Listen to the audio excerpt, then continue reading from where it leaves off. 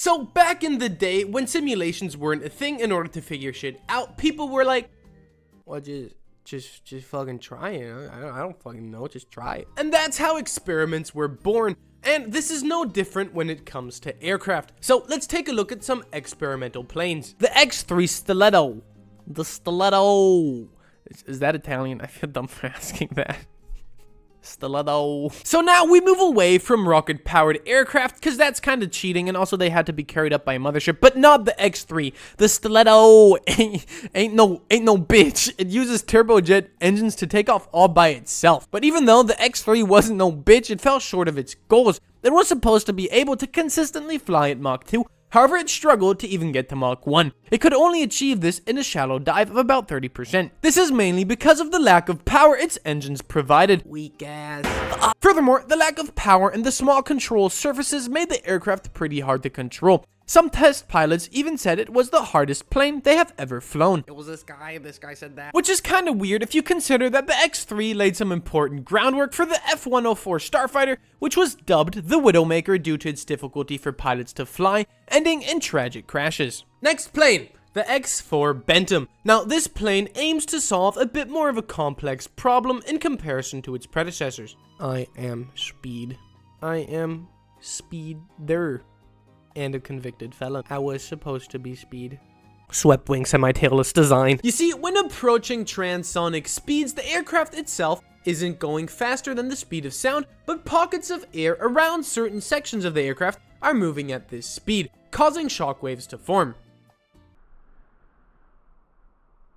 Oh no. These shock waves, most of the time around the wings, can have an effect on the ailerons, but also on the elevators behind them, which can cause major control issues with pitch. So once again, the engineers racked their brains for solutions. Let's get rid of them. What? The elevators. But what about Billy?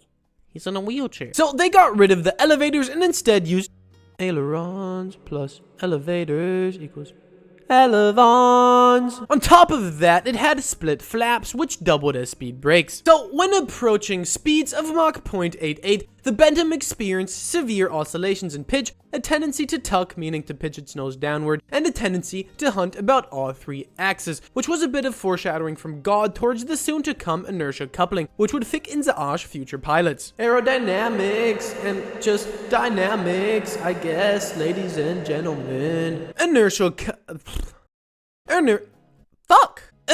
coupling occurs at high speeds when the pilot induces a rotation on a control axis. The lack of proper design on the aircraft, such as too much longitudinal mass for a too small vertical tail to stabilize, then prohibits the aircraft from preventing any more rotations. Then any sort of input, for example from the pilot or just a gust of wind, causes it to oscillate like crazy. This is even more of a problem when you consider that the aircraft's movements occur quicker than the air can track, leaving the control surfaces without airflow and as such, useless. So once again, they racked their brain. Wood. That's right, they stuck balsa wood strips between the flaps / speed brakes, keeping them open at an exact 5-degree angle to increase the trailing edge thickness in this area. You guys sure using wood is a good idea? Yeah, it'll be fine. This allowed for stable flight up till Mach 0.92. Now, although this plane didn't break any records, it proved that a swept wing semi-tailless design was not suitable for speeds near Mach 1.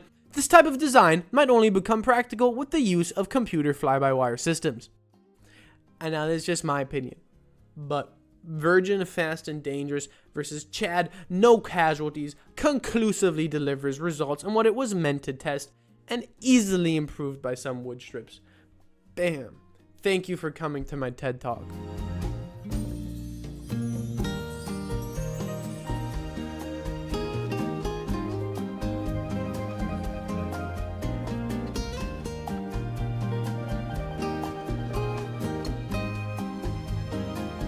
Stiletto.